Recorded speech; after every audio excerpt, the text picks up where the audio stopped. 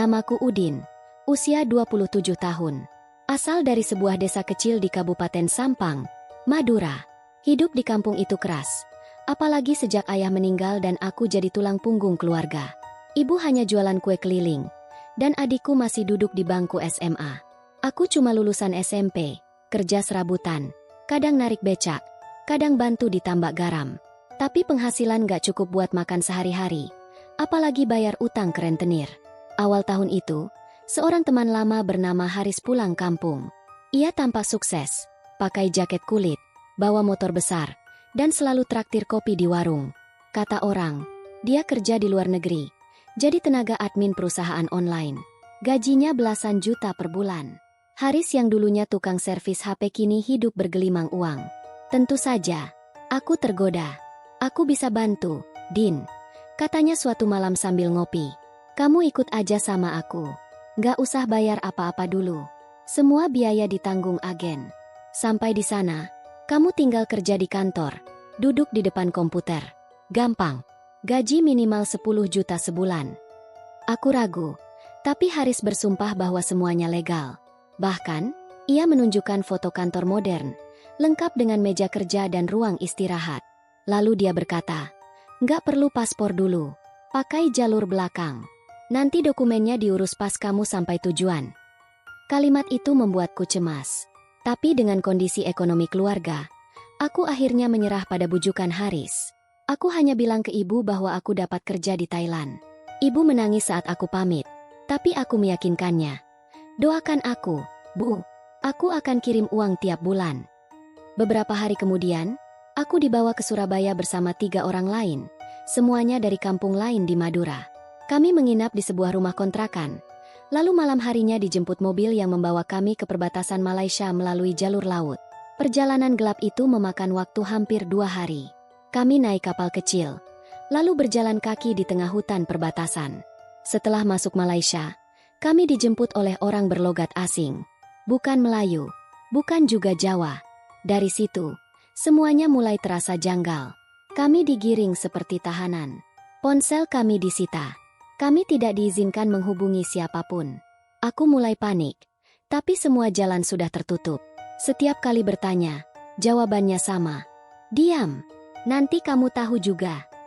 Kami dibawa masuk mobil van berwarna hitam. Jendelanya ditutup rapat. Sepanjang perjalanan, aku mencoba mengingat jalur yang kami lewati, tapi semuanya hutan, ladang, dan jalan tanah. Aku kehilangan arah. Perjalanan itu seperti tidak berujung. Akhirnya, kami sampai di sebuah gedung terpencil di tengah hutan. Dindingnya terbuat dari seng dan kayu, dijaga oleh pria-pria bersenjata. Aku tidak tahu di mana kami berada. Yang pasti ini bukan Thailand. Tempat itu terasa seperti penjara. Kami tidak diizinkan keluar, makanan dibatasi, dan yang paling mengerikan, kami dipaksa bekerja. Pekerjaan itu bukan seperti yang Haris janjikan. Kami disuruh duduk di depan komputer. Ya, tapi tugasnya menipu orang.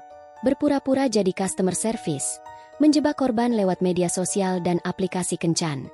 Kami harus memancing mereka mengirim uang. Jika gagal, kami dihukum. Satu kali, aku melihat seorang pria dipukuli hanya karena tidak mencapai target. Aku mulai sadar. Aku dijual. Haris menipuku. Aku bukan pekerja migran, tapi korban perdagangan manusia. Dalam keterasingan dan ketakutan, malam-malamku dipenuhi tangis diam-diam. Aku teringat wajah ibu. Bagaimana jika aku tak bisa kembali? Bagaimana jika tubuhku nanti ditemukan di sungai atau hutan, tak dikenal dan tanpa nama? Aku mulai menulis di potongan kertas bekas, mencatat tanggal dan kejadian setiap hari, seolah-olah meninggalkan jejak kalau suatu saat ada yang menemukan kami. Tapi tak ada sinyal, tak ada internet. Kami benar-benar diputuskan dari dunia luar. Hari demi hari, harapanku mulai pupus. Doaku hanya satu, andai ada keajaiban, seseorang datang menyelamatkanku. Tapi siapa? Pemerintah tak tahu aku di sini. Keluargaku tak tahu aku di Myanmar. Ya, perlahan aku sadar, inilah Myanmar. Dan aku mungkin tidak akan pernah pulang. Atau, mungkinkah ada seseorang yang bisa menembus tempat seperti ini? Di kampung kecil di Kecamatan Sokobanah, Kabupaten Sampang, Madura, rumah panggung milik keluarga Udin tampak sepi. Sudah hampir 2 bulan tidak ada kabar dari Udin sejak ia pamit berangkat ke luar negeri. Awalnya, sang ibu, Bu Salmah, masih percaya bahwa anak sulungnya itu hanya belum sempat menghubungi. Tapi semakin hari, rasa khawatir tumbuh jadi teror yang menyesakkan dada. Udin berangkat tanpa membawa paspor. Hanya modal janji dari temannya, Haris. Ia berpesan, "Bu, kalau udah sampai kantor dan dapat HP baru," Udin langsung telepon. Tapi telepon itu tak pernah datang. Dan ketika ibu mencoba hubungi nomor lama Udin, hanya terdengar suara otomatis. "Nomor yang Anda tuju sedang tidak aktif." Selalu begitu. Hari demi hari, Bu Salmah tak sanggup menyimpan gelisah itu sendiri. Ia mendatangi rumah Haris, tapi yang bersangkutan sudah tak ada.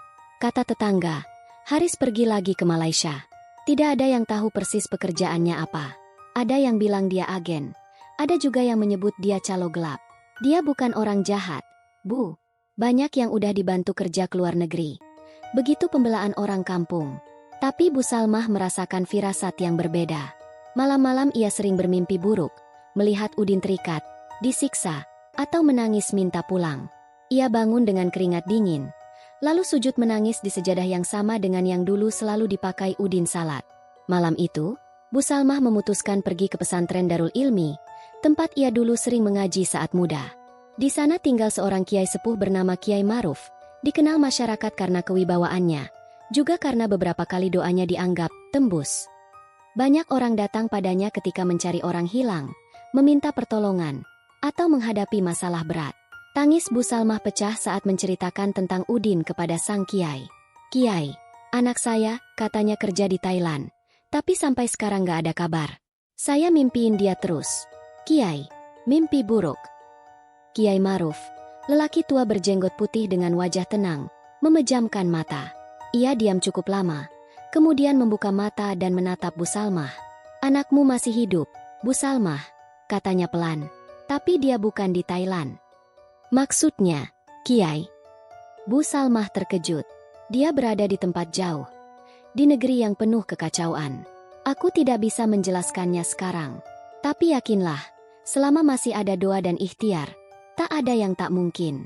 Aku akan tirakat." "Bu Salmah, kau juga, jangan putus salat malam. Mintalah langsung pada Yang Maha Kuasa." Sejak hari itu, Bu Salmah rutin datang ke pesantren, mengantar air minum untuk dibacakan doa oleh sang kiai. Ia juga menjalankan puasa Senin Kamis, seperti disarankan. Wajahnya yang awalnya murung mulai menyimpan sedikit cahaya harapan, meski setiap malam tetap basah oleh air mata. Sementara itu, di tempat lain yang entah di mana, sebuah kamp di tengah hutan Myanmar, Udin terus hidup dalam ketakutan. Ia mulai kurus, suaranya serak, dan matanya sayu. Di kamar sempit tempat ia disekap, tak ada ventilasi, hanya lampu redup menyala sepanjang waktu. Setiap pagi, ia dipaksa bekerja memancing korban dari luar negeri lewat akun palsu. Yang paling menyakitkan, ia harus menipu sesama orang Indonesia. "Kamu bisa menang undian. Kirim deposit 1 juta untuk verifikasi." Begitu skrip yang harus ia ketik berulang-ulang. Jika tidak, ia akan dicambuk atau tidak diberi makan. "Ya Allah, apa ini balasan karena aku berdosa ikut jalur haram?" gumam Udin suatu malam. Ia berdoa dalam hati, dengan kalimat sederhana dan tersendat-sendat. "Kalau aku nggak bisa pulang, paling tidak, izinkan ibuku tahu aku masih hidup." Beberapa malam kemudian, saat tubuh Udin hampir pingsan karena dehidrasi, ia bermimpi aneh. Dalam mimpi itu, ia duduk di dalam surau kecil, dan ada sosok lelaki tua berjubah putih berdiri di hadapannya. Sosok itu menatapnya tanpa kata, lalu berkata, "Jangan takut, aku akan datang padamu." Udin terbangun dengan dada bergemuruh. Keringat membasahi tubuhnya. Entah kenapa, meski mimpi itu hanya sekejap, ia merasa sedikit tenang. Apakah itu hanya halusinasi? Atau benar-benar pesan dari langit? Dan di kampung halaman, pada waktu yang hampir bersamaan, Kiai Maruf membuka matanya dari semedi panjang. Ia tersenyum tipis. "Sabar, Nak Udin," bisiknya dalam hati. "Perjalanan kita baru saja dimulai." Pagi itu, matahari nyaris tak terlihat dari balik bilik kayu tempat Udin disekap. Di luar sana terdengar suara langkah sepatu bot dan geraman para penjaga bersenjata. Udin, dengan tubuh kurus dan mata cekung, sudah terbiasa terbangun karena teriakan atau tamparan. Tidak ada waktu untuk tidur nyenyak. Apalagi mimpi indah. Ia sudah berada di camp itu selama lebih dari sebulan. Namun setiap harinya terasa seperti neraka baru. Camp itu adalah bangunan panjang terbuat dari kayu lapuk. Berdiri di tengah hutan lebat. Jauh dari pemukiman. Tanpa sinyal. Tanpa jalan keluar. Menurut bisikan beberapa orang yang lebih lama di sana, lokasi itu berada di perbatasan Myanmar dan Cina, wilayah konflik yang tak dijangkau hukum. Setiap hari, Udin dipaksa bekerja sebagai scammer, penipu daring. Ia harus menyamar menjadi perempuan cantik, petugas bank, atau agen investasi palsu. Tugasnya adalah menjebak orang asing, khususnya dari Indonesia, untuk mengirim uang. Modusnya bisa lewat aplikasi kencan, undian berhadiah, hingga investasi bodong. Kalau hari ini kamu nggak dapat korban, kamu tahu risikonya. Teriak salah satu pengawas, pria Tiongkok berusia sekitar 40-an yang dipanggil Bos Sun. Beberapa kali, Udin mencoba melawan. Tapi perlawanan hanya berbuah penyiksaan. Ia pernah dijemur di bawah terik matahari selama 6 jam. Pernah juga diikat dan dicambuk di depan tahanan lain. Beberapa korban bahkan dianiaya sampai sekarat, lalu dibuang ke hutan. Tak ada yang bisa keluar hidup-hidup dari tempat itu. Dan siapapun yang mencoba kabur, akan menjadi pelajaran bagi yang lain. Yang membuat Udin makin terpukul. Ia dipaksa menipu orang-orang seperti ibunya sendiri. Pernah suatu hari, korban yang sedang ia pancing adalah seorang wanita parubaya dari Indonesia. Wanita itu bertanya, "Nak, kamu ini siapa? Kenapa suaramu mirip anak saya yang hilang?" Udin terdiam. Tangannya gemetar. Ia tak sanggup melanjutkan. Hari itu ia tidak bekerja. Dan seperti biasa, ia dipukuli habis-habisan. Ada sekitar 70 orang dalam camp itu, kebanyakan dari Asia Tenggara, Indonesia, Filipina, Vietnam, dan Thailand. Mereka semua korban perdagangan manusia. Mereka dijanjikan kerja layak, tapi kenyataannya dijadikan budak digital. Tak ada tempat mengadu. Bahkan untuk saling berbicara saja harus sembunyi-sembunyi. Teman satu sel Udin adalah pria Batak bernama Dedi, dan seorang pemuda asal NTT bernama Riko. Mereka bertiga sering berbagi cerita. Meski tahu tak ada harapan besar. "Aku pernah lihat 2 orang yang nyoba kabur," bisik Dedi suatu malam. Ditembak. Yang satu kepalanya ditembus peluru. Langsung mati. Riko menimpali. "Aku nggak mau mati di sini, Din. Kalau bisa, aku pengin kabur.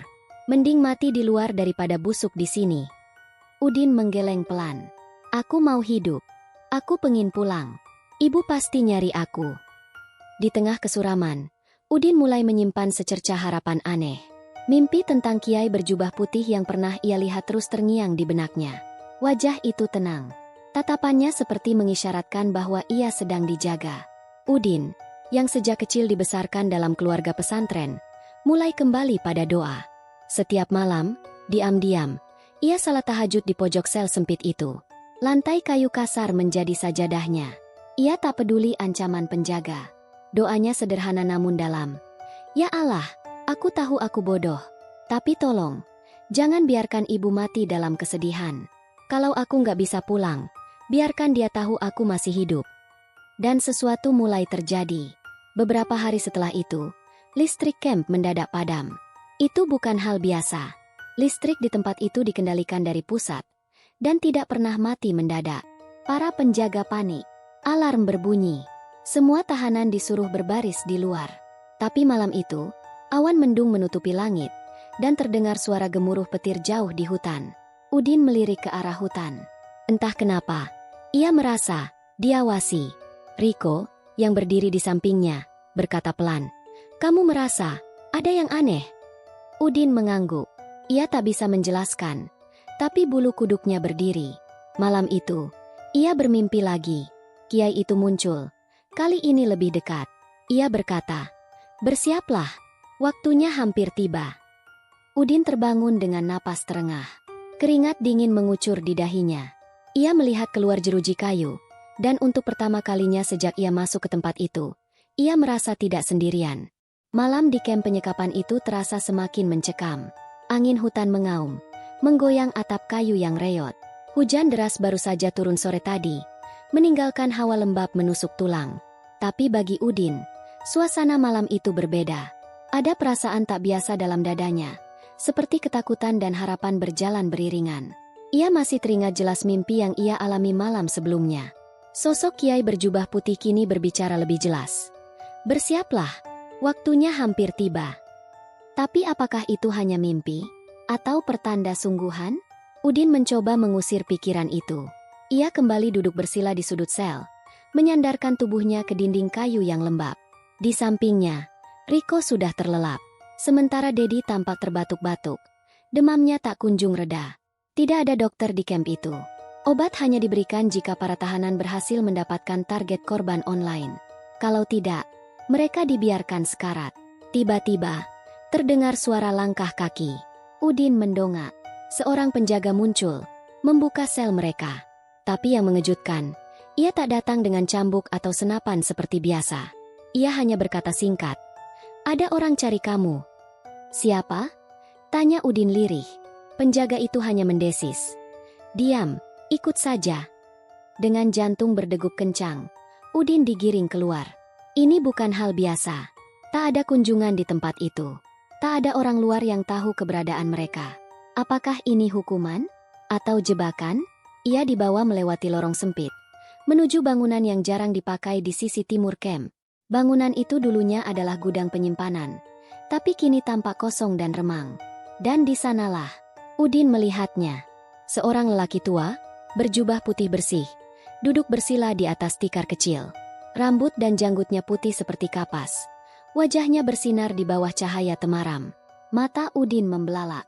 Itu dia, sosok dalam mimpinya. Udin ingin berbicara, tapi lidahnya keluh.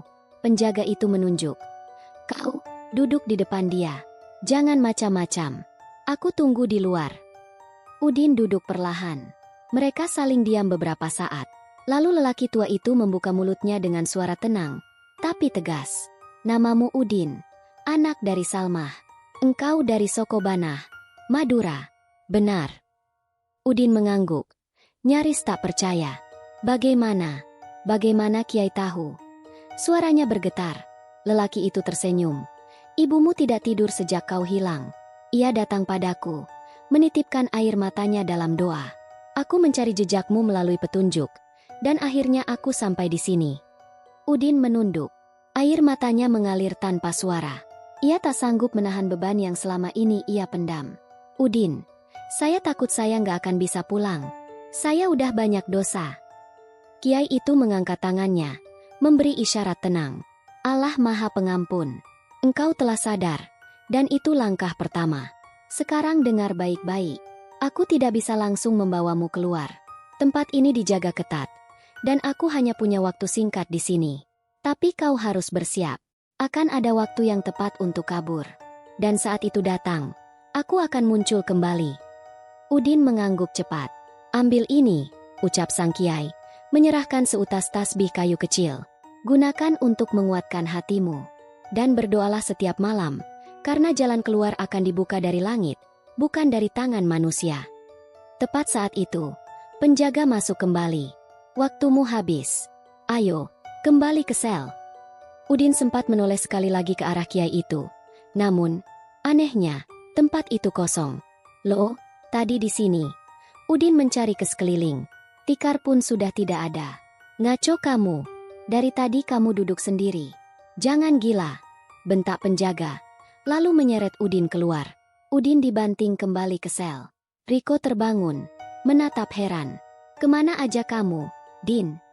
Udin tak menjawab. Ia hanya menggenggam tasbih kecil di tangannya. Itu bukan mimpi. Benda itu nyata. Terasa hangat. Malam itu, ia duduk di sudut, menggenggam tasbih, dan mulai berzikir. Dalam diam, ia mengulang doa yang diajarkan sejak kecil. "Ya Allah, jika masih ada harapan, tunjukkan jalan MU." Dan untuk pertama kalinya, Udin merasa, mungkin benar, jalan pulang sedang dibuka. Tidak dengan kekuatan manusia, tapi dengan sesuatu yang lebih besar, lebih sakral, dan lebih misterius. Di kamp penyekapan, waktu seakan tak punya makna. Siang dan malam tak bisa dibedakan, karena para korban hanya tahu satu hal, bekerja menipu atau disiksa. Namun sejak pertemuan misterius dengan kiai itu, Udin merasakan perubahan yang tak bisa dijelaskan. Ia lebih kuat menahan lapar, lebih tabah menghadapi cercaan, dan yang paling aneh, perasaannya jadi lebih tajam. Ia bisa merasakan bahaya bahkan sebelum terjadi, seperti saat seorang tahanan hendak kabur dan ditembak tanpa peringatan. Sementara itu, jauh di luar hutan Myanmar, Kiai Maruf benar-benar sedang bergerak. Ia bukan kiai sembarangan.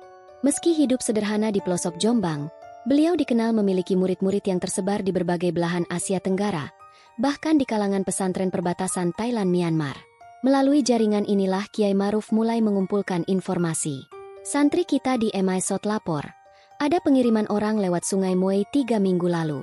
40 lebih, dan semua dibawa ke utara, ujar Yusuf, santri senior yang kini menetap di Thailand.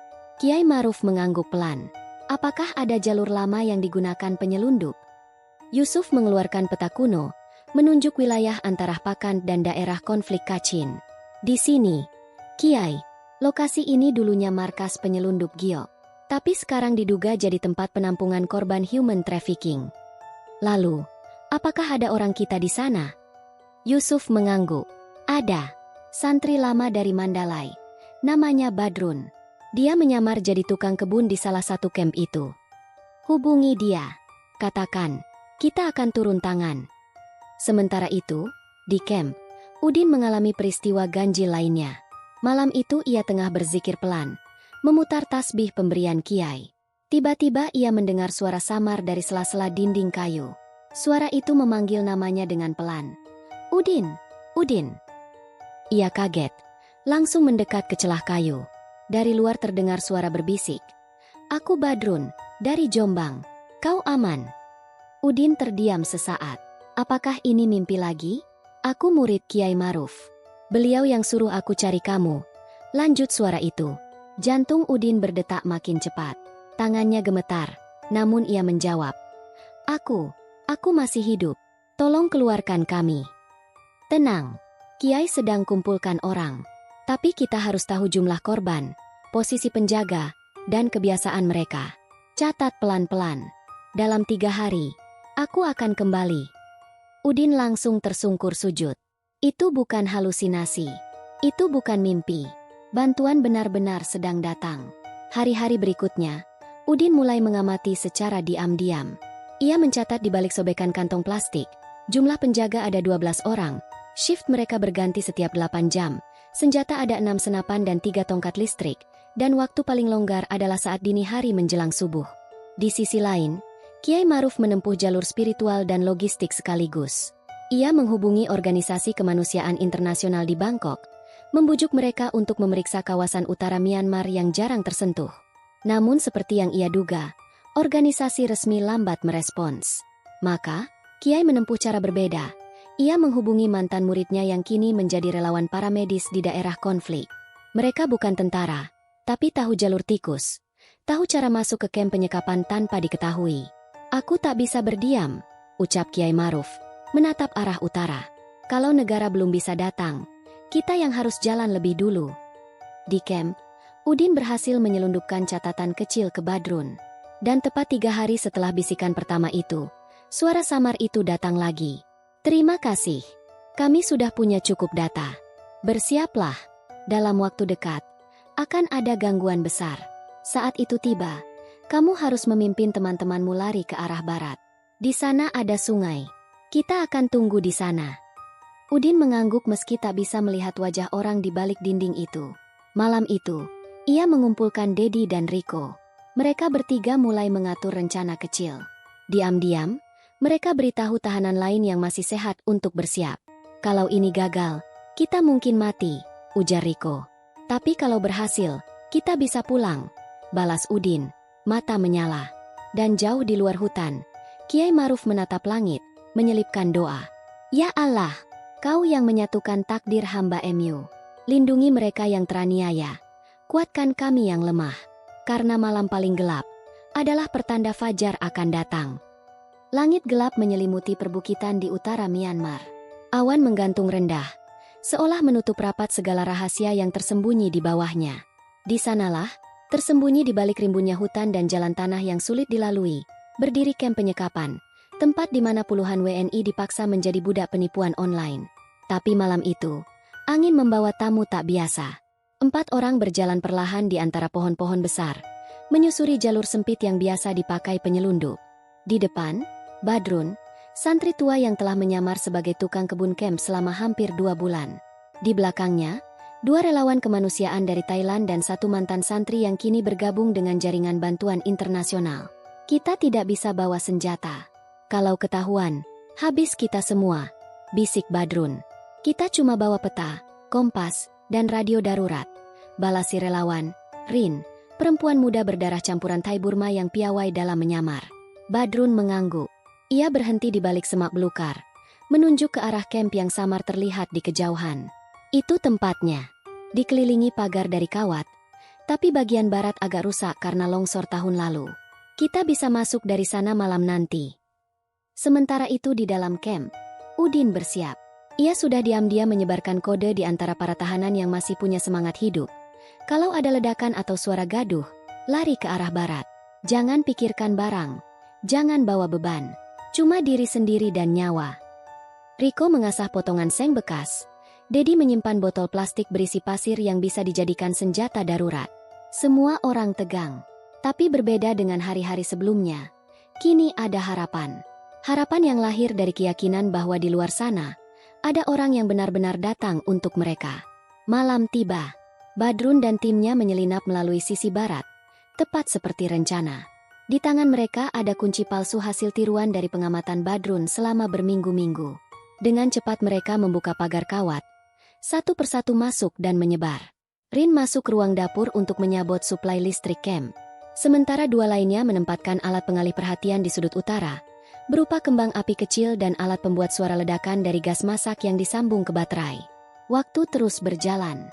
Ketika jarum jam menunjukkan pukul 2.30 dini hari, saat para penjaga dalam kondisi paling lelah, semua siap. Boom! Ledakan kecil menggema dari sisi utara camp.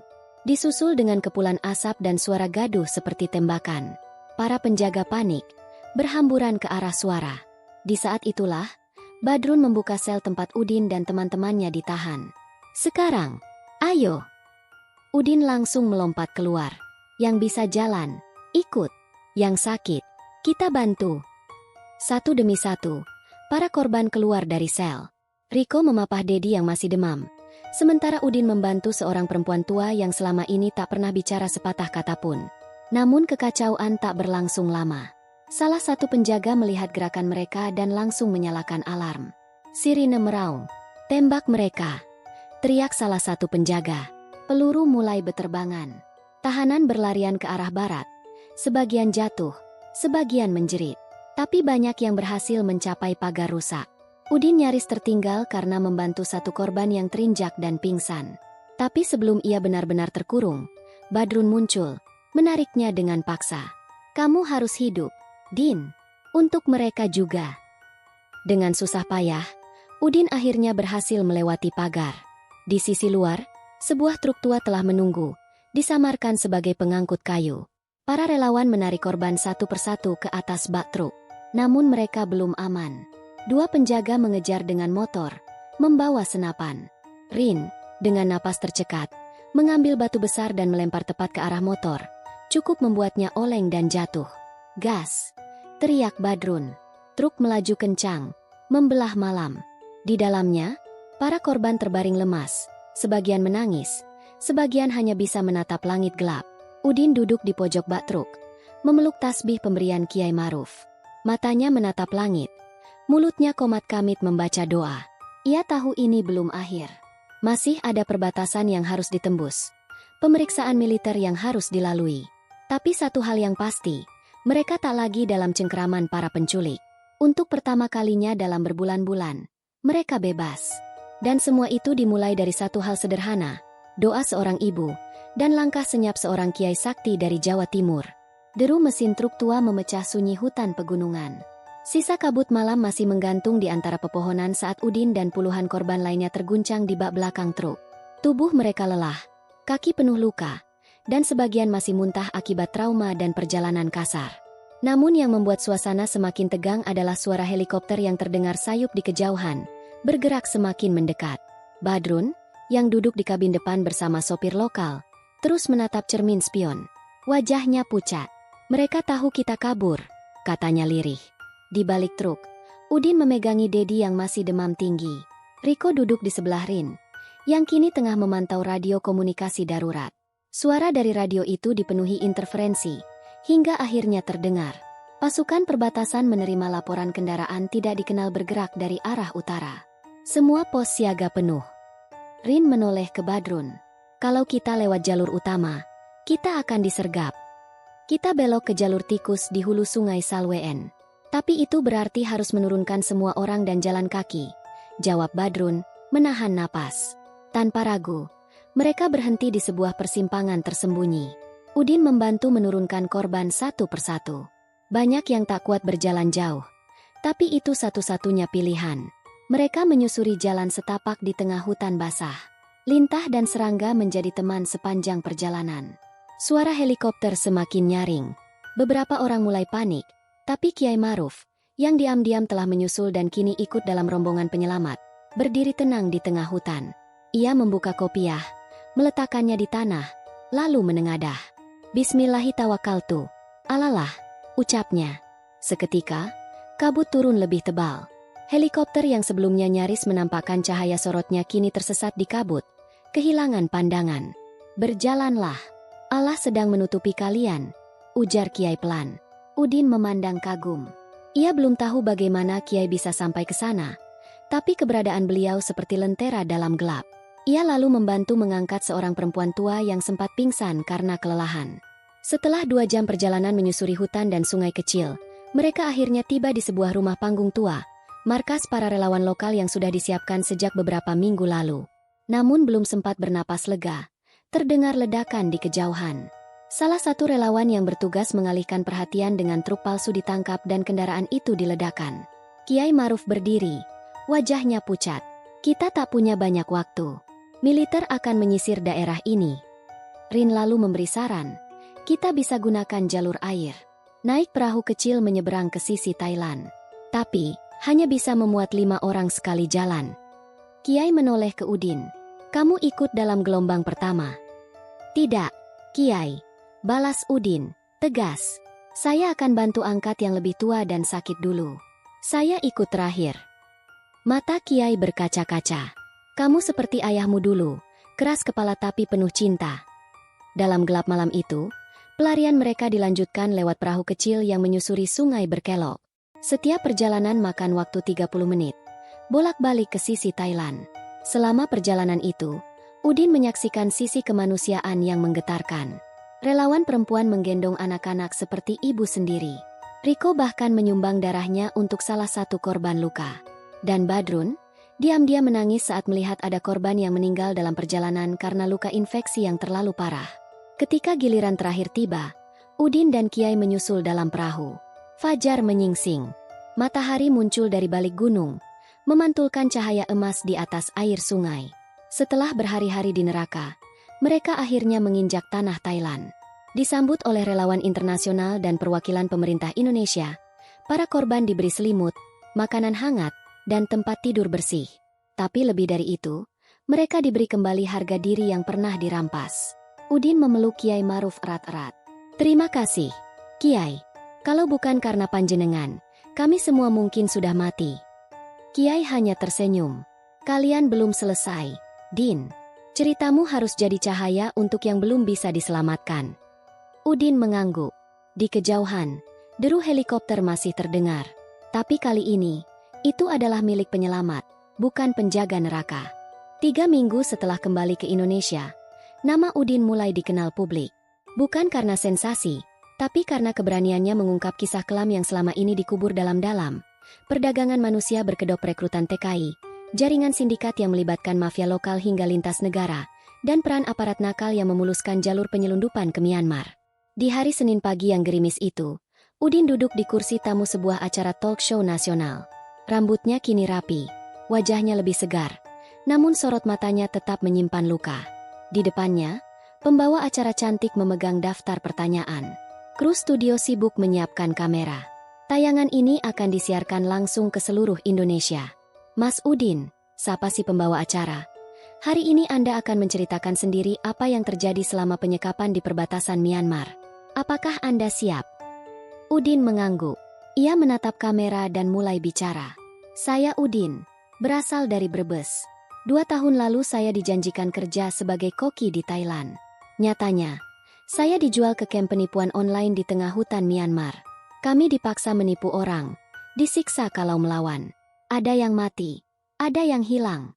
Tapi yang paling menyakitkan, sebagian besar kami dijual oleh orang kita sendiri. Kalimat itu membuat studio hening. Wajah pembawa acara berubah tegang. Orang kita sendiri. Ulang sang host. Iya, oknum agen penyalur tenaga kerja. Mereka punya kerjasama dengan jaringan di Thailand dan Myanmar. Beberapa orang yang saya temui di lapangan bahkan mengaku diselundupkan lewat pelabuhan resmi dengan dokumen palsu. Udin pun mengeluarkan map merah. Isinya, fotokopi ID palsu, tiket perjalanan bus dari MISOT ke perbatasan, serta catatan tangan yang ia dan korban lain tulis diam-diam, daftar nama korban dan agen yang membawa mereka. Dokumen itu ditunjukkan ke kamera. Publik pun geger. Media sosial langsung membahas pengakuan Udin. Beberapa akun bahkan menyandingkan pernyataannya dengan laporan hilangnya ratusan TKI sejak 2021. Setelah tayangan itu, Udin langsung dihubungi berbagai pihak, wartawan, LSM, bahkan pihak kementerian. Tapi yang paling mengejutkan adalah panggilan dari Komnas HAM. Kami ingin Anda hadir dalam sidang terbuka Komnas HAM minggu depan. Mas Udin, kami butuh Anda jadi saksi kunci. Udin sempat ragu. Tapi ia ingat kata-kata Kiai Maruf. Kamu harus jadi cahaya untuk yang lain. Ia pun mengiyakan. Beberapa hari kemudian, ia duduk di ruang sidang terbuka. Di depannya ada para pejabat negara, perwakilan dari TNI, Imigrasi, Kementerian Ketenagakerjaan, serta para diplomat yang pernah terlibat dalam operasi penyelamatan WNI di Myanmar.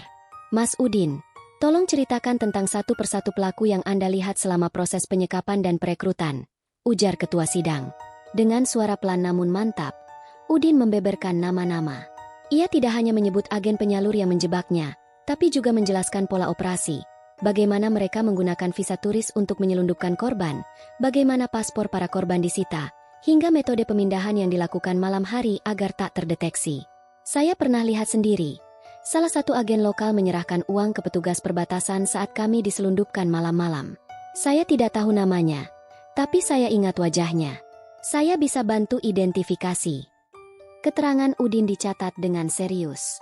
Pihak penyidik mulai membuka kembali laporan-laporan lama yang sebelumnya ditutup karena kurang bukti. Kini, suara Udin jadi bukti utama. Namun keberanian itu tak datang tanpa risiko. 2 hari setelah kesaksiannya disiarkan media, Udin mulai menerima ancaman. SSSD, kamu banyak omong. Diam sebelum kamu hilang lagi. Demikian isi pesan anonim yang masuk ke HP-nya. Udin tak gentar. Ia justru melapor ke pihak berwajib. Dan saat Komnas HAM menawarkan perlindungan saksi, ia menerimanya. Di tengah tekanan itu, dukungan publik justru semakin deras. Netizen memuji keberanian Udin. Tagar dukung Udin dan selamatkan TKI jadi trending. Bahkan beberapa artis ikut mengangkat kasus ini. Malam harinya, saat Udin duduk sendiri di balkon mes perlindungan saksi, ia menerima telepon dari nomor luar negeri. Assalamualaikum, Din. Suara berat itu terdengar akrab. Waalaikumsalam, Kiai Maruf. Iya, Din. Saya dengar kamu sudah bicara di depan negara. Saya bangga. Udin tercekat. Saya cuma mencoba melakukan bagian saya, Kiai. Tapi jujur, saya takut. Takut itu manusiawi. Tapi keberanian bukan tentang tidak takut. Keberanian adalah tetap melangkah meski kamu takut. Udin menunduk. Matanya basah. Saya ingin mereka semua pulang, Kiai. Maka teruskan, Din. Suaramu sedang mengguncang tembok yang selama ini menutupi kejahatan mereka. Panggilan berakhir. Tapi kata-kata Kiai menancap kuat di hati Udin. Malam itu, Udin kembali membuka catatan di ponselnya. Ia menulis, esok aku akan bicara lagi. Demi nama-nama yang belum ditemukan. Demi suara mereka yang dibungkam. Dan dunia belum tahu, badai yang lebih besar sedang ia siapkan. 3 bulan telah berlalu sejak Udin pertama kali muncul di layar televisi. 3 bulan yang penuh tekanan, perjuangan, dan harapan. Tapi pada pagi itu, sebuah konferensi pers luar biasa diadakan di Gedung Mabes Polri, Jakarta. Di hadapan puluhan kamera, Kapolri, Kepala BNP 2 MI, perwakilan Komnas HAM, dan Menteri Luar Negeri duduk sejajar. Saya sampaikan hari ini bahwa jaringan besar penjualan WNI ke wilayah konflik Myanmar telah resmi dibongkar, ujar Kapolri tegas. Lebih dari 40 tersangka ditangkap, termasuk agen perekrut di Indonesia, penyelundup lintas negara, dan fasilitator pemalsuan dokumen. Semua ini terjadi karena satu nama, Udin. Ia duduk di deretan belakang ruangan konferensi, mengenakan baju putih sederhana. Wajahnya tenang, tapi dalam dadanya, perasaan bergejolak. Ia mengingat semua yang telah ia lalui. Malam-malam disiksa, suara tangisan teman satu camp, dan momen saat ia nyaris mati di sungai. Semua itu kini terasa seperti mimpi buruk yang akhirnya mulai padam. Tak lama, layar proyektor di ruangan itu menampilkan skema besar jaringan sindikat perdagangan manusia. Di sana tampak keterlibatan oknum di berbagai negara. Thailand, Laos, Myanmar, bahkan Indonesia. Termasuk beberapa nama besar yang sebelumnya dianggap tak tersentuh. Kesaksian korban kunci bernama Udin membuka jalur penyelidikan baru.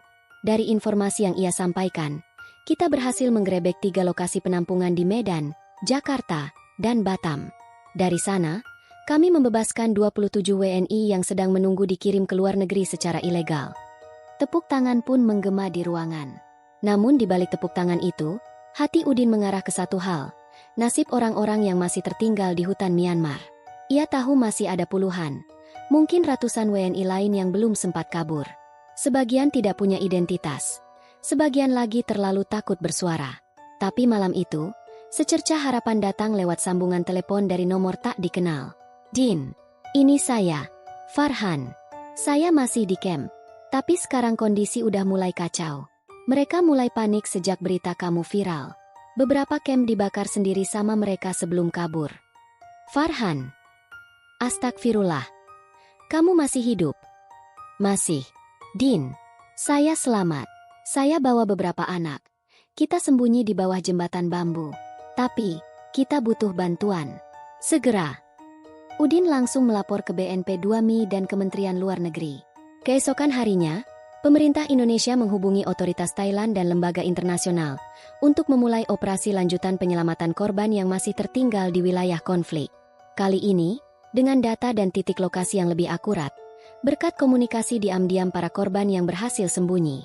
Sementara itu, Kiai Maruf, yang sempat menghilang dari radar, muncul kembali lewat siaran video pendek yang viral. Para syaitan perdagangan manusia sedang sekarat. Tapi ini bukan akhir. Selama masih ada ketamakan, akan selalu ada yang mencoba menjual manusia demi uang. Maka perjuangan belum usai. Udin pun membuat keputusan besar. Ia mendaftarkan diri sebagai Duta Kampanye Nasional Perlindungan TKI. Ia berkeliling ke desa-desa, sekolah kejuruan, dan pondok pesantren untuk memberikan edukasi soal bahaya penipuan kerja ke luar negeri. Saya bukan pahlawan, ucap Udin dalam salah satu acara penyuluhan. Saya hanya orang biasa yang pernah dijebloskan ke neraka. Kalau saya bisa kembali hidup, maka kalian harus tahu bagaimana menghindarinya. Program itu kemudian berkembang jadi gerakan besar, Selamatkan TKI. Sebuah platform digital dibentuk, memuat database agen legal, hotline darurat, dan tempat laporan cepat untuk keluarga yang kehilangan kontak dengan anggota keluarganya di luar negeri. 5 bulan setelah kepulangannya, Udin kembali ke kampung halamannya di Brebes. Ia disambut oleh ratusan warga desa. Ibu Udin menyambut dengan tangis haru, sementara ayahnya yang sudah tua hanya memeluk tanpa sepatah kata. Tapi sebelum masuk ke rumah, Udin berhenti sejenak. Di depan pintu, berdiri seorang pria tua berjubah putih dengan senyum tenang. Tak lain adalah Kiai Maruf. "Kiai, panjenengan datang juga." Kiai mengangguk, lalu menepuk bahu Udin. "Sekarang sudah waktumu menjadi penjaga. Dulu kamu korban, kini kamu lentera bagi yang lain." Udin menunduk, matanya berkaca-kaca. Di langit sore Brebes, matahari pelan-pelan turun. Tapi bagi Udin dan mereka yang diselamatkan, ini bukanlah senja akhir. Ini fajar baru, permulaan untuk kehidupan yang lebih terang, lebih berani, dan lebih